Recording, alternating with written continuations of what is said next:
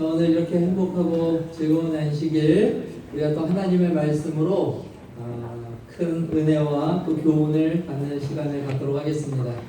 자, 오늘 말씀의 제목이 조금 바뀌었죠? 제가 급하게 이렇게 좀 바꾸어 보았습니다. 함께 읽겠습니다. 시작! 가시나무 그늘. 여기 이제 가시나무입니다. 이스라엘의 가시나무, 그 유명한 이스라엘의 가시나무. 이스라엘의 가시나무 하면 뭐가 제일 먼저 생각나세요?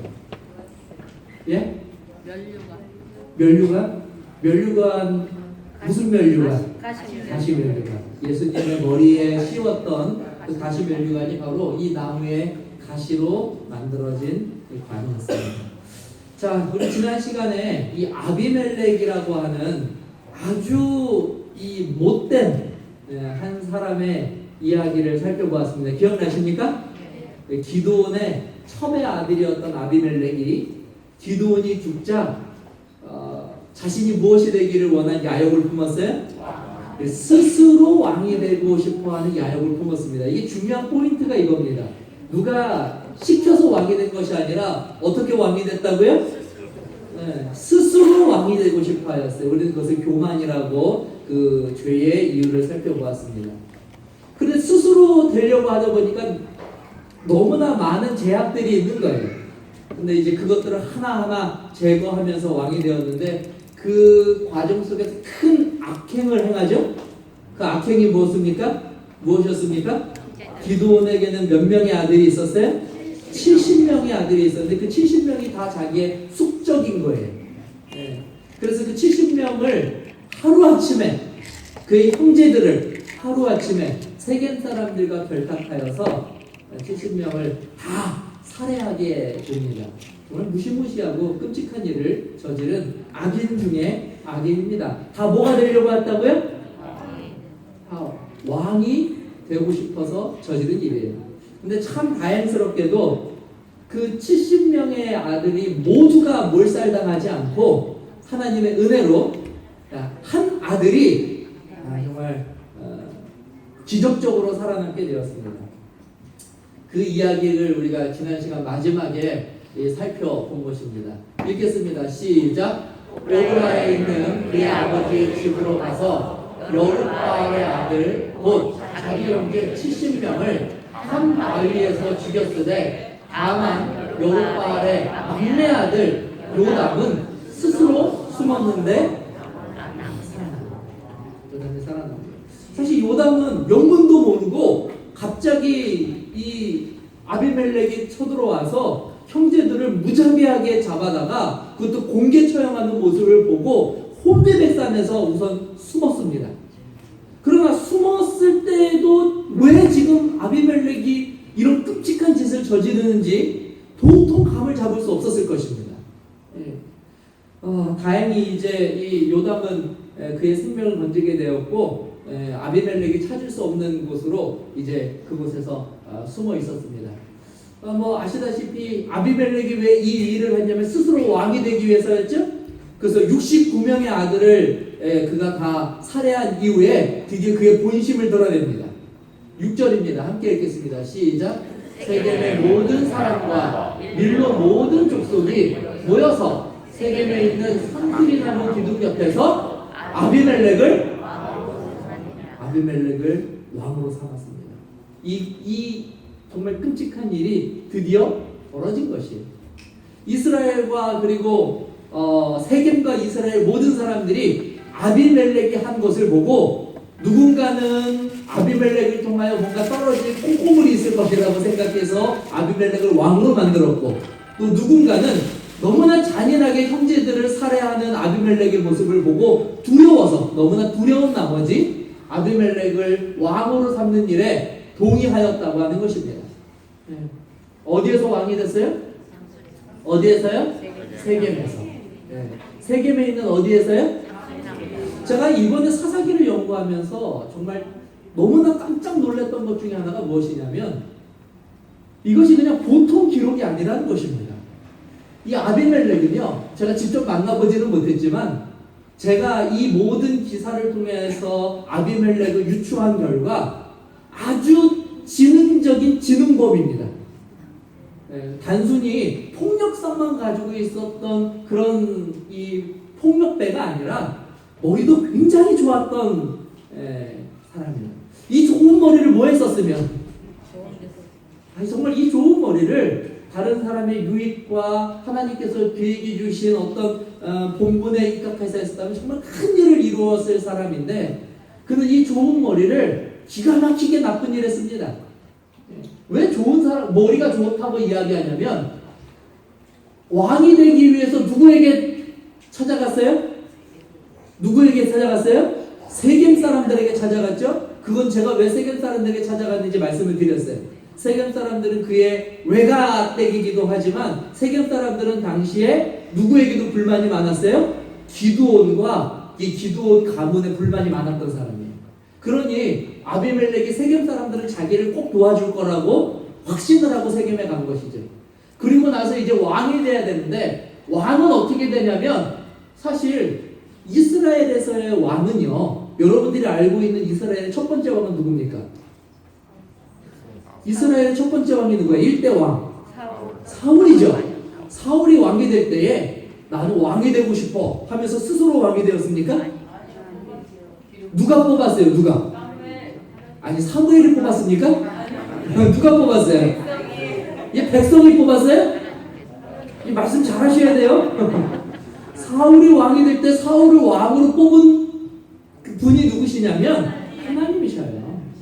그래서 하나님의 선지자 사무엘이 기름을 가지고 가서 사울에게 무엇을 발랐습니까? 기름을 바르면서 너의 왕이 된 것은 누구의 선택이라고요? 하나님의 선택이다 라고 말씀해 주셨어요. 왕은 스스로 되는 것이 아니라 하나님께서 그렇게 직분을 주시는 겁니다. 근데 이 아비멜렉은 스스로 왕이 되려고 했어요. 그러다 보니까 뭐가 없냐면 명분이 없는 거예요. 세상에 명분 없는 왕처럼 초라한 왕이 없습니다. 그런데 이 아비멜렉은 그 명분도 스스로 만들어낼 만큼 머리가 똑똑한 자였어요. 그 명분이 무엇이냐면 이거예요. 그 명분이 어디 나무요? 상수리 나무입니다. 이게 실제로 이스라엘에 자라고 있는 상수리 나무예요. 이스라엘에는 뭐 우리나라처럼 그렇게 크고 뭐 화려한 나무들이 없기 때문에 이 정도만 돼도요 어마어마하게 이 훌륭한 나무입니다. 눈에도 딱 띄지 않습니까? 지금 여기에 이제 누가 보여야 되냐면 아비멜렉과 여기 이제 세겜 사람들 보이십니까? 그리고 이제 밀로 이스라엘의 각 성의 사람들이 모여서 이 세겜나무 옆에서 아비멜렉이 자신이 왕이 됐다라고 하는 걸 선포하는데, 이유가 무엇이냐면 세겜이라고 하는 지역 자체가 종교적으로 굉장히 의미 있는 지역이라고 말씀드렸죠? 왜냐하면 아브라함이 하나님의 명령을 받아서 가나안에 가서 첫 번째 들어간 땅이 세겜이고요. 이곳에서 하나님께 감사의 제단을 쌓은 첫 번째 장소가 세겜이에요. 그래서 세겜 사람들은 다른 이 가나안의 어떤 장소보다 아브라함이 첫 제단을 쌓은 이곳이 매우 거룩하고 중요한 장소라는 것에 대한 자부심이 굉장했어요. 그리고 그 세겜에 무엇이 있냐면 상수리 나무가 있었는데요. 이 상수리 나무 옆에서는 또 많은 일들이 벌어졌습니다. 예를 들어 여호수아가 이스라엘 백성들에게 하나님의 율법을 선포할 때도 어디서 선포했냐면 바로 이 상수리 나무 옆에서 선포했어요. 그리고 또 그것 외에도 여러 믿음의 조상들이 중요한 일들을 할 때는 항상 이 상수리 나무 옆에서 그들이 하나님께로부터 받은 계시를 백성들에게 선포하였습니다. 그래서 세겜에서도 가장 종교적으로 중요한 장소가 어디예요? 상수리 나무.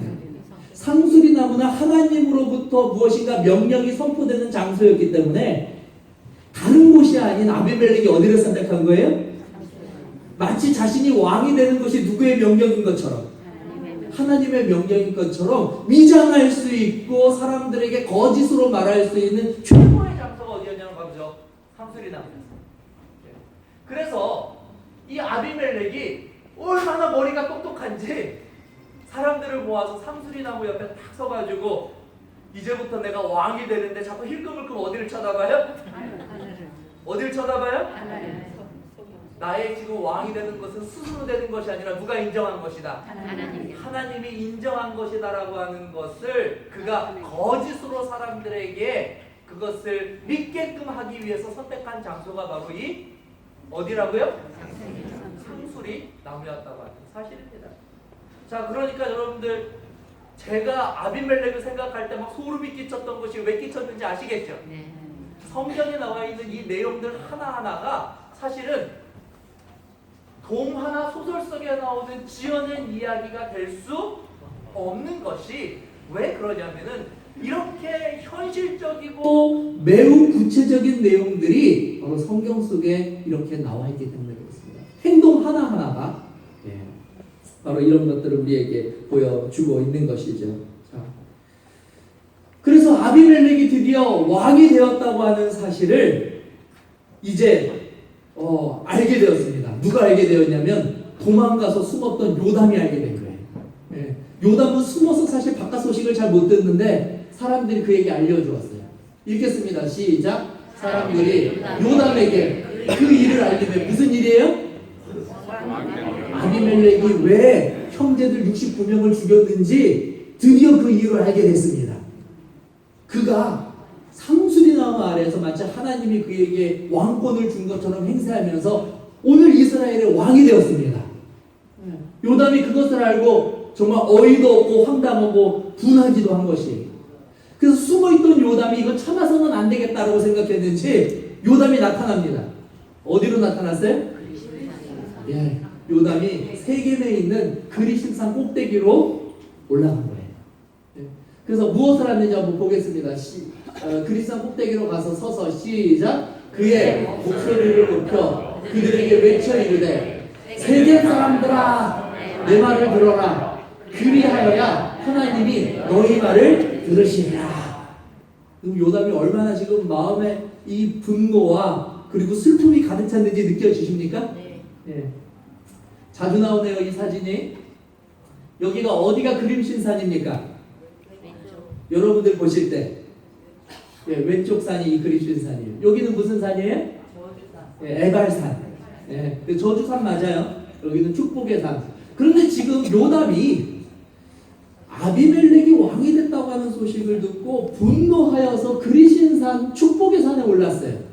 자, 그러면 아비멜렉이 무엇을 이 그리신산에서 세겜과 이스라엘 백성에게 말하기 위해서 올랐겠습니까? 축복입니까? 저주입니까?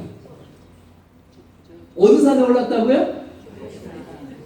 그러면 지금 요담이 이스라엘 사람들을 축복하려고 올라갔겠어요? 저주하려고 올라갔겠어요?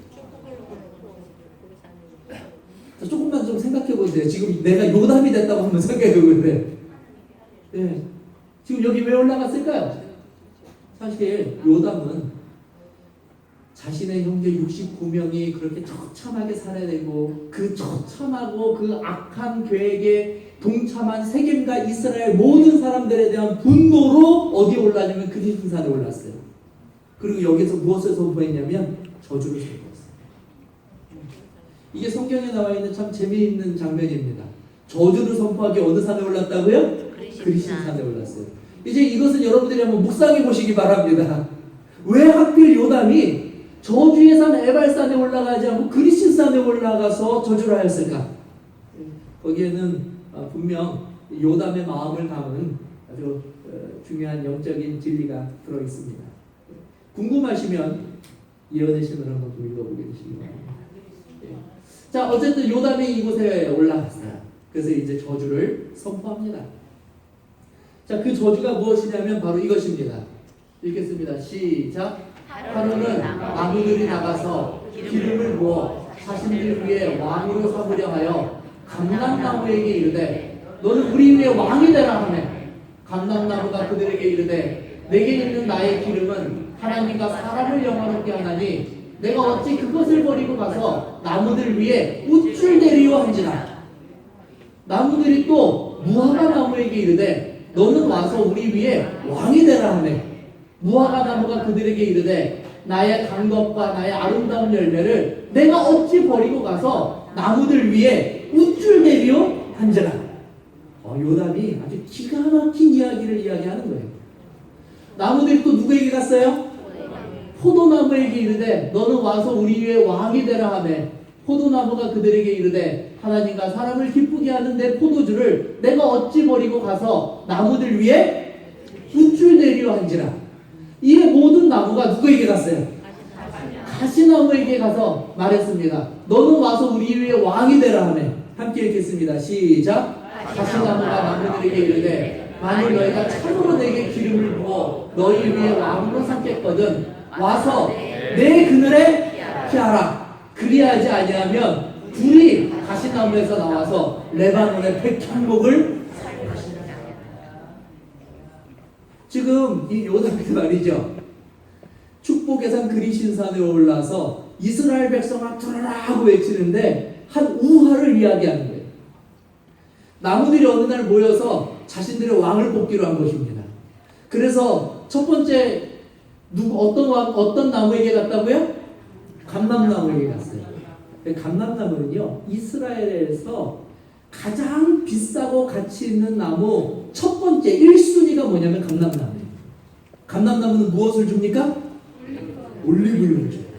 올리브유는 당시 이스라엘 사람들에게 있어서는 없어서는 안 되는 아주 중요한 생활 필수품이었습니다. 그래서 이 감람나무가 첫 번째 나무라 감람나무에 갔죠. 감람나무는 정말 가치 있고 능력 있고 대단한 나무입니다. 왕이 되주십시오. 근데 감람나무가 뭐라고 그랬다고요? 나는 왕이 돼서 뭐 할 마음이 없다? 무슨 마음이 없다고요? 나는 왕이 돼서 우쭐댈 마음이 없다. 잘 들어보셔요. 이것은 내가 아무리 능력이 뛰어나고 내가 아무리 많은 것을 가지고 있어도 나의 능력을 벗어나는 일이다. 하나님께서 나에게 주신 본분은 그것이 아니다. 나는 이런 걸로 우쭐댈 마음이 없다. 지혜롭습니까? 감람나무가 이렇게 지혜로운 나무예요. 근데 또 그래서 감람나무 안 되나보다 그래서 어디 갔냐면 무화과 나무에 갔어요. 무화과 나무는 달콤함을 주는 나무예요. 사람들이 무화과 나무 참 좋아합니다. 저도 무화과 열매를 얼마 전부터 이제 생으로 좀 먹어봤는데요. 참 맛있더라고요. 예. 이 무화과 나무에게 가서 당신이 왕이 되십시오 그랬어요. 그랬더니 이 무화과 나무도 지혜로워요. 뭐라고 말한다고요? 내가 아무리 달콤하고 맛있는 과일을 베풀 수 있는 능력이 있는 나무이기는 하지만 거기까지지 나는 나무들을 다스릴 만한 왕이 되어서 나에게 주신 본분을 넘어서서 무엇할 마음이 없다고요? 나는 우쭐댈 마음이 없다. 포도나무도 마찬가지입니다. 나는 우쭐댈 마음이 없다라고 했어요. 그래서 하필 간 곳이 어디냐면 마지막에 어디로 갔어요? 가시나무는요, 쓸모 있는 것이 하나도 없습니다. 가시나무에 열매가 있습니까? 가시나무 열매가 있어요, 없어요? 가시나무에 열매가 없어요. 심지어 이 가시나무가 뭐라고 말했냐면 이렇게 말했어요. 내 그늘에 뭐 하라고요? 내 그늘에 뭐 하라고요? 피하라. 이 팔레스타인 지방에서는요, 나무들이 왜 유용하냐면 나무들이 한낮에 뜨거운 태양을 가려줄 수 있는 무엇을 가지고 있어요? 그늘을 가지고 있어요. 그래서 나무들을 만날 때 그렇게 기뻐하는 것은 그 그늘에서 쉴 수 있기 때문이에요. 가시나무도 나무입니까? 가시나무도 나무예요? 뒤에 나무가 붙어 있잖아요. 그렇다면 가시나무가 열매는 없어도 나무니까 뭐는 있어야 돼요? 그러면 쓸모가 있습니까? 그늘이 있으면? 팔레스타인 지방에서는 그늘만 있어도 대단히 좋은 나무예요. 그런데 가시나무의 문제는 가시나무는 나무인데 그늘도 없어요. 보여드릴까요? 찾아보세요. 그늘이 있습니까? 가시나무에 뭐가 없어요? 이파리가 없어요. 가시나무는 앙상한 가지에 무엇만 날 뿐이에요? 가시만 날 뿐이에요. 심지어 유익을 얻을 것이 아무것도 없는 나무인데도 불구하고 가까이 다가오면 찌르기까지예요. 그래서 세상 쓸모없는 나무 중에 하나가 무슨 나무입니까? 가시나무예요. 그런데 이 가시나무가 얼마나 자기 주제를 모르는지 잘 보세요. 감람나무와 무화과나무와 그리고 포도나무는 무엇을 가지고 있냐면 능력을 가지고 있어요. 그런데 이 능력을 가지고 있는 자들이 더 좋은 이유는 뭐냐면 주제도 알고 있어요. 능력도 있는데 뭐도 알고 있다고요? 자기 주제도 알고 있어요. 가시나무는 능력도 없는데 주제도 몰라요. 그렇죠? 왜냐하면 그늘이 없는데 자기 그늘에 와서 쉬래요. 그리고 억지를 부립니다. 무슨 억지를 부리냐면 내 그늘에 와서 쉬지 않으면 내 가시나무에서 불을 내보내서 너희들을 다 태워 죽여버릴 거야. 그러니까 협박까지 합니다. 예. 그러면서 뭐라고 하냐면 시작하기도 전에 우쭐대요. 지금 요담이 이야기한 이 우화는 요담이 지어낸 것이 아니라 하나님께서 예언적으로 요담의 입을 빌려서 아비멜렉을 왕으로 세우고 그와 같은 불의한 일을 저지르는 아비멜렉과 세겜 사람들과 이스라엘의 모든 정의를 외면한 자들에게 하나님께서 주시는 권면이자 하나님께서 말씀하시는 예언인 것입니다. 결국 가시나무를 왕으로 섬긴 나무들의 그 다음의 인생, 나무들의 삶은 어떻게 되었을까요? 가시나무의 통치 아래서 행복하고 기쁘고 즐거운 삶을 살았을까요? 조금만 잘못하면 막 불을 내뿜으려고 하는 가시나무, 쉬려고 갔더니 그늘조차 없는 가시나무에 폭행, 폭정과 그와 같은 여러 가지 일들로 인하여 이전보다도 더 못한 슬프고 괴롭고 험난한 삶을 살았을 것입니다. 이 가시나무가 누구를 상징하는 거예요, 결국? 누구를 상징하는 거예요? 네, 실제로 이제 우리가 다음 시간에 살펴볼 것이지만 요담이 이와 같은 예언을 그리신산에서 선포한 이후로 아비멜렉의 그리고 아비멜렉을 딸랐던 세겜과 이스라엘에는 이전에 없었던 고통과 슬픔과 그와 같은 악한 결과들이 계속해서 펼쳐집니다. 우리가 다음 시간에 이 아비멜렉에게 이 가시나무와 가시나무를 따랐던 자들에게 일어나는 일들을 구체적으로 살펴봅니다. 자, 오늘은 우리가 이 말씀을 통하여 한 가지 사실에 대해서 살펴보기를 교훈을 받기를 원합니다. 한번 읽겠습니다. 시작. 이래 결국을 다 들었으니 하나님을 경외하고 그의 명령들을 지킬지어다. 이것이 모든 사람의 무엇이라고요? 오늘 요담의 예언을 통하여 우리가 얻어야 할 교훈이 바로 이것입니다. 사실 하나님께서는 우리들을 창조하실 때, 아니 이 땅에 있는 모든 천지만물을 창조하실 때에 하나님께서는 그들에게 적합한 본분을 다 허락하여 주셨습니다. 그리고 그들이 그 본분에 충실할 때에는 그들도 유익을 얻지만 그들을 통하여 누구도 유익을 얻게 돼요? 그들을 통하여 다른 존재들도 유익을 얻을 수 있도록 하나님께서 복의 복을 허락하여 주셨어요. 복의 복을 허락하여 주셨어요. 그러나 그것은 한 가지 원칙이 있습니다. 무엇에 충실할 때입니까? 무엇에 충실할 때예요? 본분에 충실할 때. 오늘 여러분들이 인생을 살면서 인생에서 만족감과 기쁨과 승리와 가치를 우리가 깨닫고 느끼면서 살기를 원하신다면 오늘 우리가 하나님께서 우리에게 주신 이 교훈의 말씀을 마음속에 새기게 되시기를 바랍니다. 우리들의 인생을 불편하게 만들고 불행하게 만들고 나를 넘어서서 내 이웃과 내 형제와 내 가족을 힘들게 만드는 것은 우리가 무엇을 벗어났을 때예요? 하나님께서 우리에게 주신 그 본분을 벗어나서 스스로 무엇이 되고자 할 때, 스스로 왕이 되고자 할 때, 다시 말하면 하나님의 본분을 벗어나서 그 길에서 이탈하려고 하여서 나의 이기적인 욕심을 채우려고 할 때에 그것은 나의 인생뿐만이 아니라 다른 사람들의 인생도 무엇하게 만든다고요? 불행하게 만드는 것. 그것이 하나님께서 오늘 우리들에게 교훈을 통하여 우리들에게 말씀하여 주신 지혜요 하나님께서 우리에게 주신 교훈인 것입니다. 우리들의 삶을 살다 보면 크건 작던 간에 항상 이와 같은 유혹과 미혹에 시달리게 마련입니다.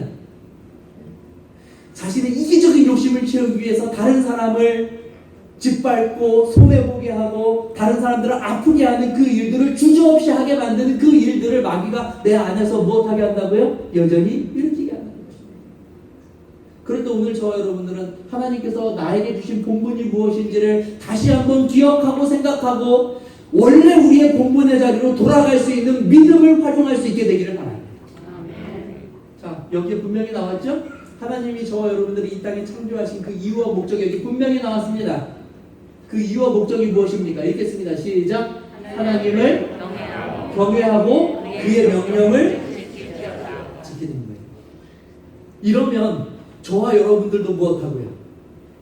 행복하고 우리 주변에 있는 자들도 행복하고 우리의 삶이 하나님께서 주시는 축복으로 가득 차게 될 수 있다는 것이 오늘 하나님께서 이것을 우리에게 교훈으로 주신 이유입니다. 사람이 자신의 본분에 충실할 때만큼 느껴지는 그 행복과 만족감은 어디에서도 찾을 수 없습니다. 여러분들 제가 자전거 좋아하는 거 아시죠? 그래서 제가 자전거를 쉴 때 혹시 시간이 날 때마다 열심히 탔습니다. 제가 생각해 보니까 거의 한 5년, 6년은 탄 것 같아요. 그리고 놀라운 일이 벌어졌어요. 이게 뭐냐면 운동을 해서 제가 누굴 이겨본 적이 없거든요. 그런데 이 자전거를 5년, 6년 꾸준히 남들보다 더 많이 타다 보니까 어느 날부터는요 자전거를 탈 때 제 앞으로 가는 사람이 아무도 없어요. 그럼 맨 앞에서 달리는 기분이라는 게 그게 솔찬히 그게 나쁘진 않더라고요. 네. 뒤에서 쫓아오려고 안간힘을 쓰는데 말이죠. 제가 이제 요즘은 좀 여유롭게 이깁니다. 근데 여러분 제가 자전거로 해가지고요 이렇게 이 자전거를 잘 타서 늘 자전거 1등을 한단 말이에요. 근데 그것이 저에게 무슨 소용이 있습니까? 제가요 제 직분 본분이 뭡니까? 근데 제가 자전거는 늘 1등을 해요. 근데 목회는요 세상에서 가장 못해가지고 사람들한테 조롱받고 야 저것도 목사냐라고 이야기하고 어디 가서 내가 목사라는 말하기도 부끄러울 정도로 그렇게 목회적으로 아무런 기쁨과 만족을 느끼지 못한다면 자전거 1등하는 거 저에게 제가 사이클 선수입니까? 그게 저에게 의미가 있어요? 목사님도 잘하셔요. 아무 의미가 없어요. 오늘 저와 여러분들에게 정말 중요한 것은 무엇이냐면 나에게 주어진 본분에서 내가 무엇을 느낄 때 만족을 느낄 때 거기서부터 오는 평안과 기쁨과 행복은 사실은 이 땅에 있는 그 어떤 것과도 바꾸기 어려운 것이에요. 내가 어머니라면 어머니로서 엄마로서 내 자녀들로부터 받는 인정 그와 같은 기쁨 행복 그것을 느낄 때 가장 행복한 것입니다. 내가 목사라면 목사로서 느낄 수 있는 그와 같은 기쁨과 행복을 받을 때 가장 만족하는 것이에요. 그런데 그런 기쁨과 만족 중에서 가장 큰 본질적인 기쁨과 만족을 느낄 수 있는 것이 무엇이냐면 이 땅에서 얻은 나의 직분 직업이 아니라 하나님께서 원래부터 우리를 창조하실 때 주셨던 그 본분 그것이 무엇입니까? 하나님을 경외하고 그의 명령을 지키는 것이다. 이것을 내가 지켜내었을 때 이것을 내가 실천하였을 때 그때로부터 오는 만족감과 기쁨은 내 직업에서 충실하여서 얻는 유익보다도 더 크고 행복하고 우리들의 삶을 만족감을 얻게 해줄 수 있다는 것입니다. 근데 이것을 벗어났을 때는 어떻게 해요? 나도 불행해지고 내 주변에 있는 자들도 불행해지고 그러면 그리스도인으로서 해야 할 본분이 무엇입니까? 이것입니다. 읽겠습니다. 시작. 이같이 너희 빛을 사람 앞에 비치게 하여 그들로 너희 착한 행실을 보고 하늘에 계신 너희 아버지께 무엇하게 하라. 이 일을 실천하시기를 원하면 아멘 하시기 바랍니다. 저와 여러분들이 이 세상에서 그 어떤 것으로도 느껴보지 못한 만족과 행복과 기쁨을 누리게 되시기를 주님의 이름으로 축복합니다. 한번 해보세요. 내가 그리스도인으로서 하나님이 나에게 주신 이 본분을 실천하시기 위해서 하나님께서 주시는 말씀대로 나의 착한 행실을 세상에 보였더니 누군가 나에게 다가와서 말하는 거예요. 교회 다닐 때 하나님 믿으세요? 어쩐지 꼭 하나님 믿는 사람 같더라고요. 저도 우리 집사님 아주머니 다니는 교회 저도 좀 가보면 안 될까요? 여러분들 이와 같은 일 역사가 우리들의 삶에 일어났을 때에 내가 기분이 좋은지 나쁜지 한번 직접 경험해 보시기 바랍니다. 얼마나 기분이 좋고 얼마나 행복한지 한번 직접 느껴보게 되시기를 바랍니다.